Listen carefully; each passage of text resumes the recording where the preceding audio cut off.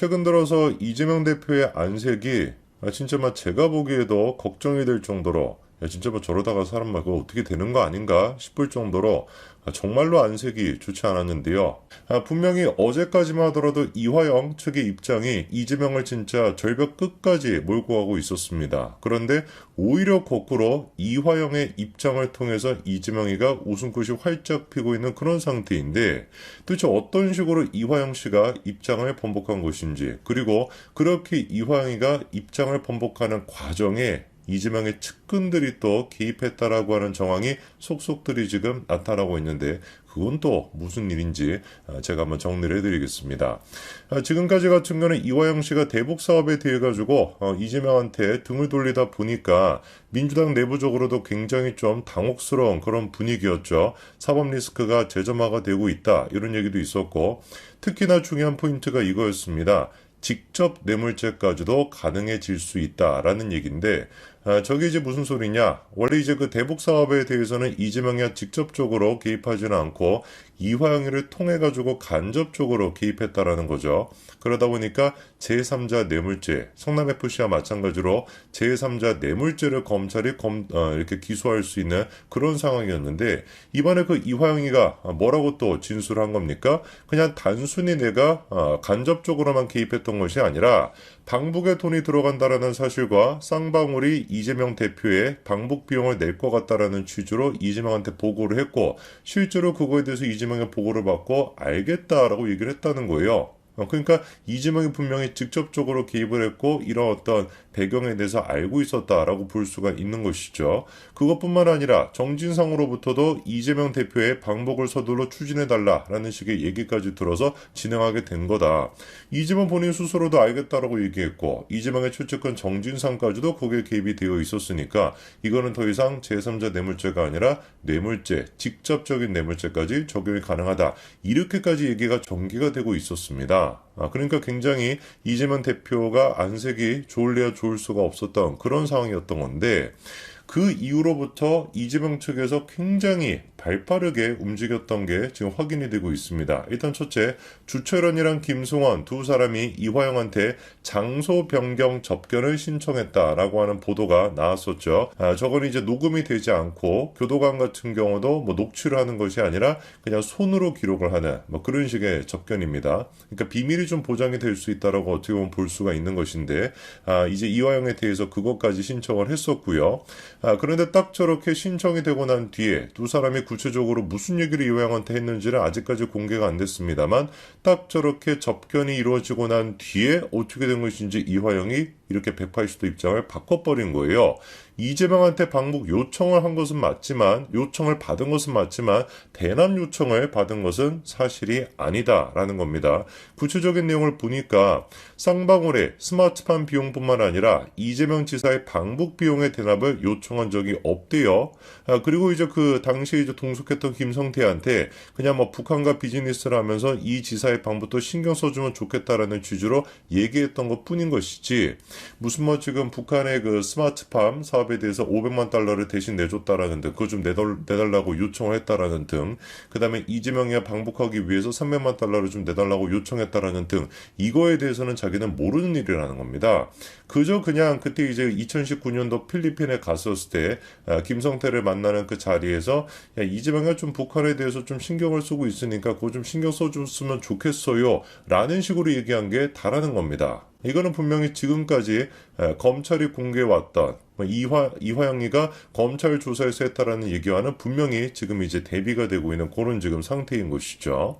우리가 좀 질문을 해봐야 되는 것이, 이재명은 신났습니다. 이화영이 저렇게 입장을 바꿔주니까 이것 봐봐라, 검찰이 팔리지도 않는 소설을 팔고 있었던 게 맞는 거 아니냐, 모든 것들이 소설에 불과했던 것이냐, 굉장히 기세등등한 그런 상태거든요. 그럼 질문해봐야 되는 것이, 정말로 이화영이가 진심으로 이재명 측이 주장했던 것처럼 정말 뭐 검찰이 조작 수사를 벌여왔던 것이고, 이화영이는 그냥 뭐 그렇게 얘기하지도 않았는데 A라고 얘기했던 걸 검찰이 B라고 얘기했던 것일까? 말이 안 되지 않습니까? 21세기 대한민국에서 검찰이 뭐 다 밝혀질 내용인데 이화영이가 A라고 얘기했던 거를 과장하고 부풀려가지고 B로 얘기한다는 건 정신병자들이 생각하는 것이고 개딸들이 생각하는 수준인 것이고 실제로 도대체 어떤 이유 때문에 이화영이가 입장을 바꾸게 됐을까? 그 과정을 우리가 좀 봐야 되는 거 아니겠습니까? 그래서 우리가 정리를 해봐야 되는 게 제일 처음 이화영 측에서 입장을 바꾸겠다라는 얘기가 나오고 그리고 난 다음에 정진상이라는 이름이 구체적으로 언급이 되고 그 다음에 이제 그 방북 비용을 대신 내줬다라는 얘기가 나오기 전까지 며칠 사이에 이재명 측에서 어떤 식으로 움직였는지를 우리가 정리해 볼 필요가 있는데요. 일단 첫 번째로 이런 얘기가 나옵니다. 이재명의 최측근, 이게 누군지는 지금 공개가 안 됐습니다. 공든탑도 한꺼번에 무너져 내린다라는 얘기가 있는데요. 지금 이재명이 처해 있는 상황이 딱 지금 그런 상황이다라고 할 수 있습니다. 정말 이재명은 한마디로 표현해서 잡초 같은 인간이라고 얘기할 수 있는데 솔직히 근데 뭐 잡초 같은 인간이라고 해도 잡초한테 미안한 얘기 아니겠습니까? 근데 뭐 어쨌거나 그 잡초가 가지고 있는 끈질긴 생명력 그거 하나만큼은 이재명도 뭐 타고난 특징이 있는 것 같은데 밑바닥에서부터 아무런 배경도 없는 상태에서 진짜 그 잡초 같은 생명력을 가지고 이재명이가 지금의 위치까지 올라왔습니다. 그런데 그렇게 이재명이 올라오는 과정마다 대한민국은 파괴가 되어갔고 그리고 주변에 있는 사람들 또한 마찬가지로 하나 둘씩 정리가 되고 세상을 떠나기도 했죠. 물론 지금까지 드러나지 않은 또 추가적인 사람이 있을 가능성도 저는 있어 보입니다. 뭐가 됐든지 간에 일단 이재명은 그런 식으로 주변 사람들을 희생을 시키고 국가를 희생을 시키고 가족까지도 포기를 하면서 지금 이 자리까지 올라왔는데 그렇게 이제 공들였던 탑이 한순간에 무너져 내리고 있는 것 같아요. 일단 가장 강력하게는 유동규 씨가 진술함으로써 이재명의 그 탑이 무너지기 시작했고요. 그리고 이제 거기에 연달아 가지고 많은 사람들이 또 동조를 했습니다. 특히나 이제 범죄혐의랑 엮여 있는 사람들이 전부 다 지금 입을 열고 있고요. 그리고 최근에 이제 가장 결정적인 타격이 됐던 게 뭐겠습니까? 이화영 씨가 입장을 바꾼 게 되겠죠. 지금까지 진짜 뭐 여러 가지 논란들이 있었고 여러 사람들이 입을 열었습니다만 끝까지 의리를 지켰던 사람이 김용, 정진상, 이화영 세 사람이었는데 그 삼두마차 중에서 이화영이라고 하는 마차가 지금 무너져 내린 거예요.